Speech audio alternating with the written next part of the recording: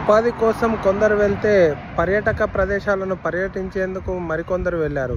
వెళ్ళిన వారిని మాత్రము అక్కడి రష్యా సర్కార్ టార్గెట్ చేస్తోంది. ఇప్పటికే భారతదేశానికి సంబంధించిన 20 మంది యువకులను బలవంతాన అగ్రిమెంట్ చేసుకొని అక్కడ ఆర్మీలో జాయిన్ చేయడం జరిగింది. ఇప్పుడు ప్రస్తుతం జరుగుతున్న అక్కడ ఉక్రెయిన్ రష్యా మధ్య యుద్ధం జరుగుతుంది. ఆ యుద్ధంలో మీరు కంపల్సరీ పాల్గొనాలి అని చెప్పేసి వాళ్ళకు తెలియకుండానే అగ్రిమెంట్లపై సైన్ చేయించుకొని ఆ ఏజెంట్ల మోసాలకు గురి అయిన యువత ప్రధానంగా అక్కడ నానా తిప్పలు పడుతున్నారు.